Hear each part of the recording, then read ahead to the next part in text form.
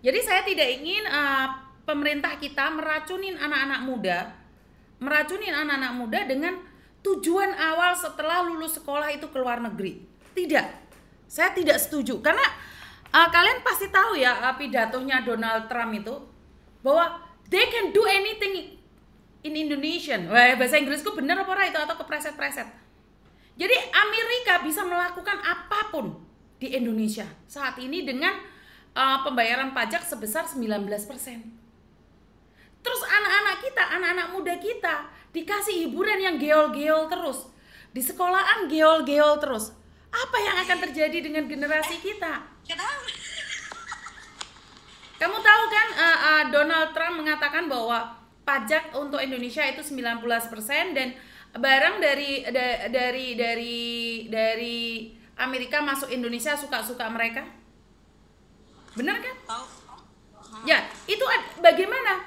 Artinya adalah Indonesia sebentar lagi dikuasai luar dan ini tidak bisa dikontrol. Kenapa? Anak-anak mudanya sekarang itu nggak peduli. They don't care about their country. Yes, tidak. Who can argue with them? Who can fight with them? Nggak punya apa-apa buat ikut memajukan bangsa. Jadi Nggak ada. makanya menterinya ngirim keluar. Generasi muda sekarang di sekolah udah gini semua. Anak laki-lakinya kutekan.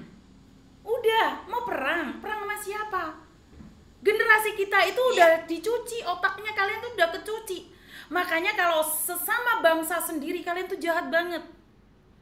Jahat banget. Saling menjatuhkan, saling memaki, saling menghina. Donald Trump ngomong cium pantat saya. Kita itu saya nggak bisa ngomong lebih banyak lagi. Kiss my ass, right?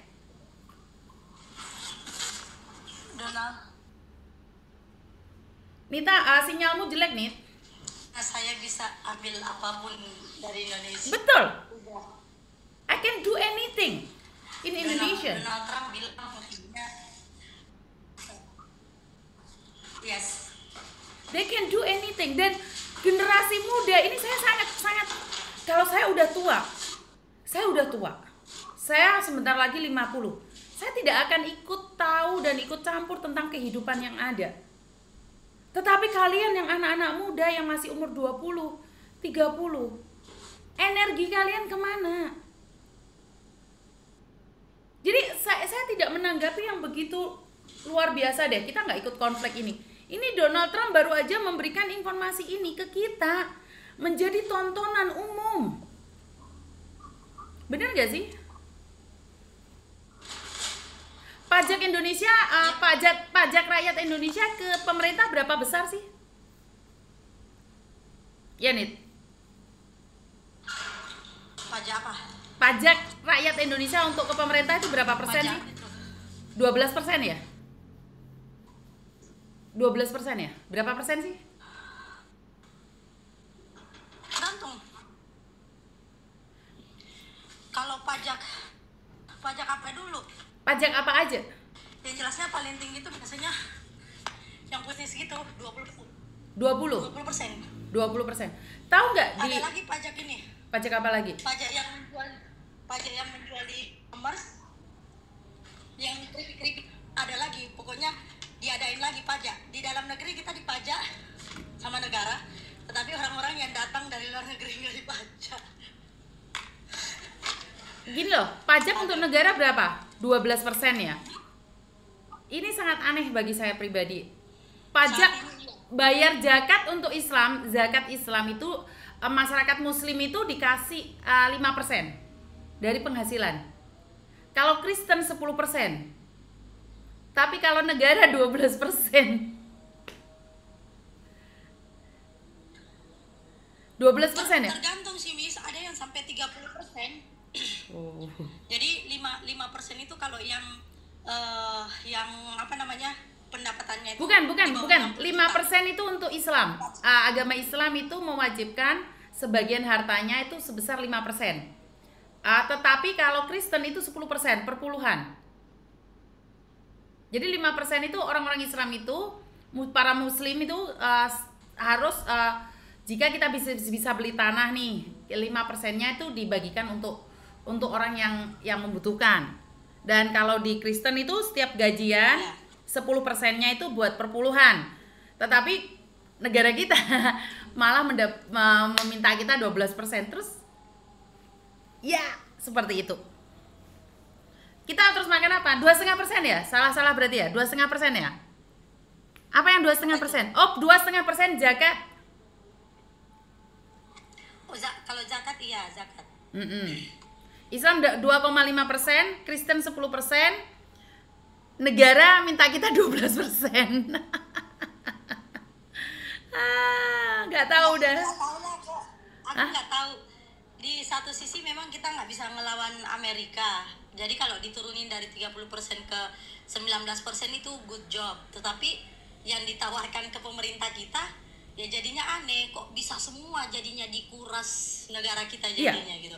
Mau apa aja pokoknya bebas gitu. You can do anything. Turunnya itu kayak zong gitu. Makanya anak-anak sekarang udah kayak mindset mereka itu dikatakan kamu itu keluar negeri aja gitu loh. Terus yang jaga negara ini siapa? Yang jaga negara kita itu orang-orang pinternya kemana? Ya orang-orang pintar dan licik yang jaga, Mak. Makanya saya tuh tidak ingin keluar negeri adalah the first priority apa the first choice. Saya nggak setuju.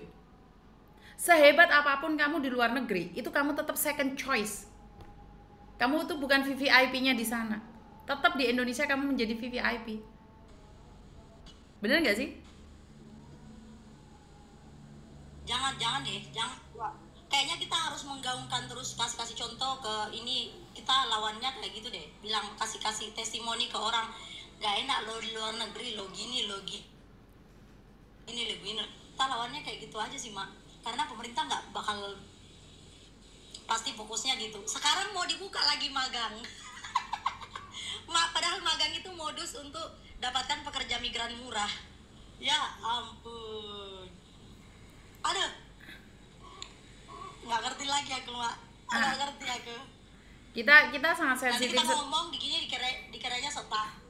Bukan, maksud saya adalah saya bukan sok tahu, saya cuma ingin bilang bahwa keluar negeri itu bukan the first priority bagi generasi muda. Saya tidak setuju.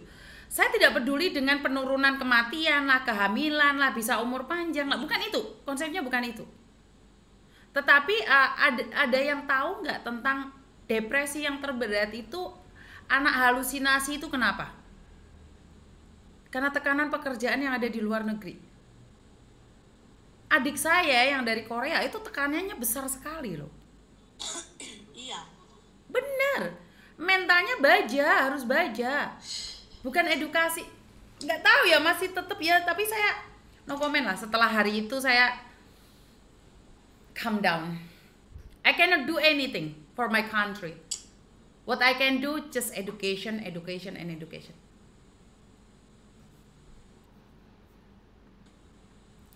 Sedih tentunya ya, tapi sebagai masyarakat kecil kita cuma bisa melakukan edukasi aja. Nita, kayaknya sinyalmu jelek deh, Nit. Iya.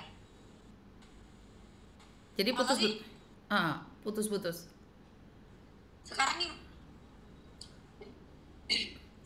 Kamu keluar lagi, masuk lagi, coba. Kamu keluar lagi, masuk lagi. Udah bagus.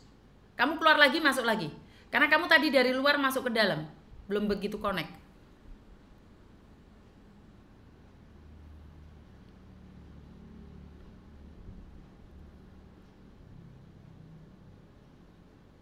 Nit. Jadi untuk kerja di luar negeri itu juga tidak mudah loh, teman-teman. Jadi kita butuh uang yang banyak juga. Kita banyak hal yang perlu kita lakukan. Tidak semudah itu ya. Betul. Nggak tahu deh. Halo. Salam kenal.